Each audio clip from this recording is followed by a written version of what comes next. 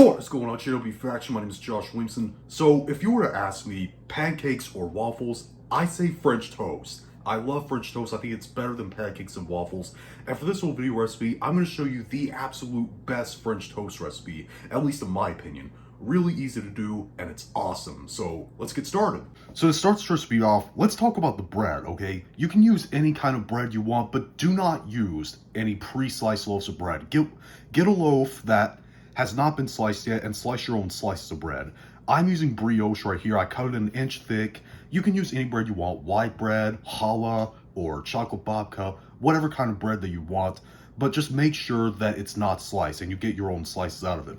But anyways, like I said, I'm using brioche, and what you want to do is make sure that it's nice and stale. I let this sit on a wire rack overnight. You don't need to let it stale, but it's a lot better when you do that, trust me. So now that your bread is stale, what you want to do is make the custard to dip the bread in. Now, in this bowl, I have 1.5 cups of, instead of milk, I use heavy cream. To that, I'm going to add, instead of whole eggs, I'm using 4 egg yolks, 3 tablespoons of dark brown sugar, about a teaspoon of vanilla extract, about half a teaspoon of cinnamon, and half a teaspoon of ground nutmeg, and whisk everything really well until everything is very well combined. So now that your custard is done, what you want to do is take one of your pieces of stale bread and you want to let it soak in there for about maybe 30 seconds, not too long. You want it to be soaked but not falling apart. Now, if your bread is not stale, just do a quick dip. What you want to do next is get a nonstick pan and put about 2 tablespoons of butter in there, let it melt down, and you want to let it heat over medium heat until it starts bubbling. And once you do that, you want to put your custard soaked slices of bread in the pan, and you want to let it sear on each side for about 3 to 5 minutes, or until you get a nice golden brown color on each side. That little sizzling sound is what you want to hear.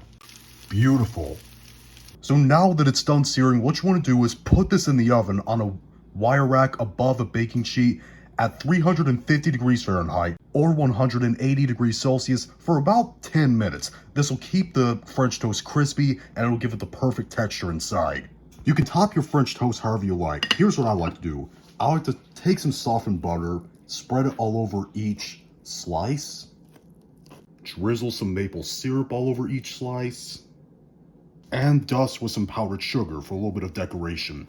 Alright, and our French toast is done. Like I said, it was really easy to make, didn't take a lot of time at all, and it's probably, in my opinion, the best French toast ever. I'm going to cut into this just so you can hear the slight crispiness. You hear that?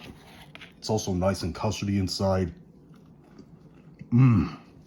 French toast is better than pancakes or waffles, but if you agree with me or not, or whether or not you tried this recipe, leave in the comment section down below and tell me what you thought, whether you liked it or you hated it. And if you liked this video, thumb it up. If you hate this video, thumb it down. Be sure to click the subscribe button and become a member of the JW Faction on a journey to 10,000 subscribers. See you later.